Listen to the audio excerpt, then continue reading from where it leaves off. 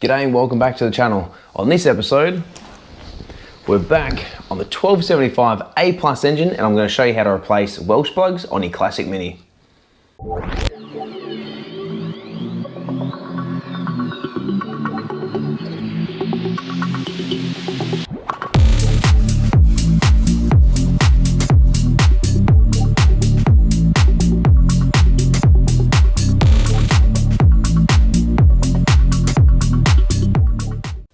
Now you're probably wondering, what the heck is a Welsh plug?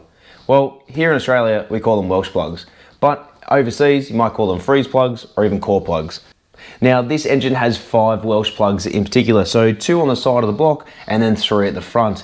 Essentially, a Welsh plug is used for when they cast the mold for the block. They fill it full of sand, and in order for the sand to escape, they need to be able to open up the sides, so they put the Welsh plugs in there. So it's only really used when they form it. Now, it is worthwhile doing this when you are rebuilding or even just replacing an engine. They're really easy to access, especially on the Mini. This side in particular can be a little bit difficult only because of the clutch housing or even just the steady bar that sits there. But all in all, they're worth a couple of bucks and they're worth their weight in gold, because if one of these fall out, which trust me, trying to race an M5 on the freeway one day, I had one fall out and then I dumped all its coolant everywhere, and in a matter of seconds it skyrocketed the temperature. So it's not something that you want to leak, nor is it something that you want to be doing, especially if it's like a big block V8 and you can't get to them because of the headers. While it's apart, you might as well do it. So let's get to it.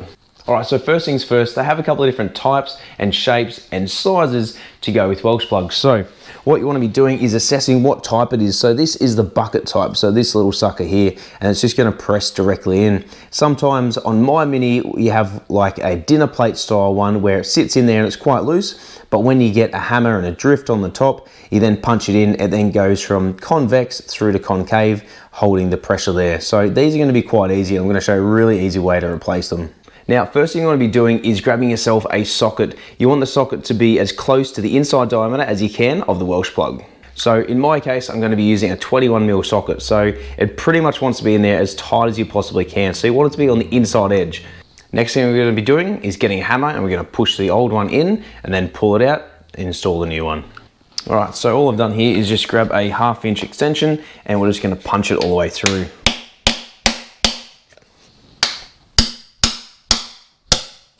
Now you just want to be careful that you don't push it too far and that you damage the cylinder wall. So now it's gone all the way in, we're going to get a pair of long nose pliers and then pull it out.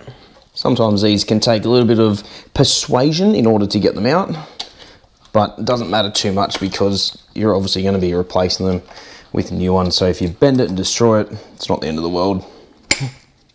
All right, change of plan, just going to use a pry bar. Hopefully just give it a bit of a squash, enough that it will be able to come out of the hole.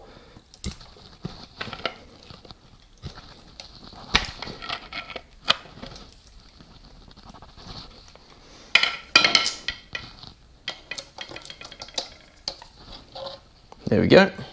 So just make sure you haven't damaged the inside edge. Now the next step we're going to be doing is getting a bit of emery cloth. We're going to clean it up around here. We're going to grab the new one. We're going to put a little bit of aviation sealant around the outside and then push it in. It's also worth noting that before you start, make sure that you figure out how deep it needs to be. So on the inside edge here, there is a little bit of a recessed lip. It's going to be sitting on the inside of that lip. So it's going to be sitting not proud, but it's going to be sitting inside there. All right, so I've just got a bit of compressed air in here and blew out any of the remaining remnants. It's a bit of 800 wet and dry. It's in there, just give it a nice big clean up just to make sure it's all smooth, there's no debris, everything feels really good. I'm gonna grab our new Welsh plug and then we're gonna install it. Now, like always, we're using the aviation former gasket, so this is quite easily available. You can use other things, but this is what I find to be the best. All right, so just a little bit around the outside.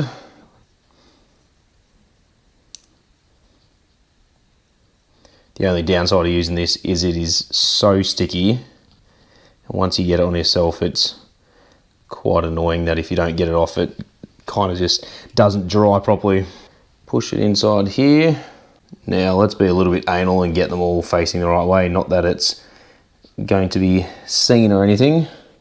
Probably because of the paint that we're going to be putting on. So essentially it has the diameter. So this is a 1 5/16 size. As I said, there are different sizes, so make sure before you replace them that you measure them.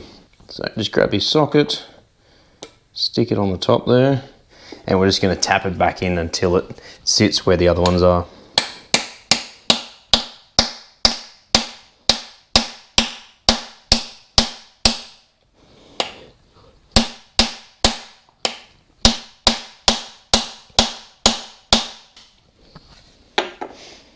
Alright, so just make sure it's nice and even all the way around.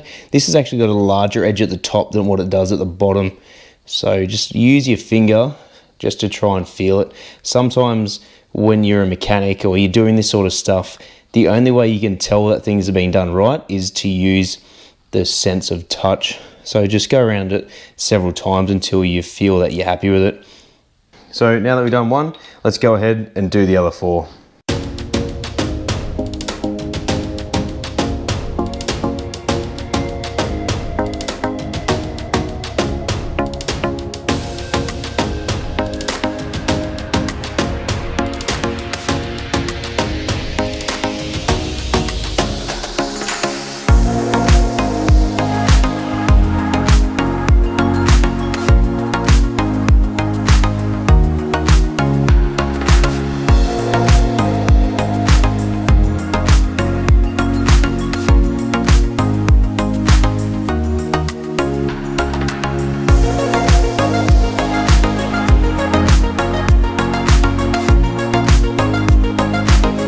So that's it guys, that's how you replace the Welsh plugs, core plugs, freeze plugs, butt plugs, whatever you want to call it on your classic Mini. This is a very basic sort of job to do on any particular car, whether it be a 4-cylinder, an 8-cylinder, even 12 cylinders, whatever it may be.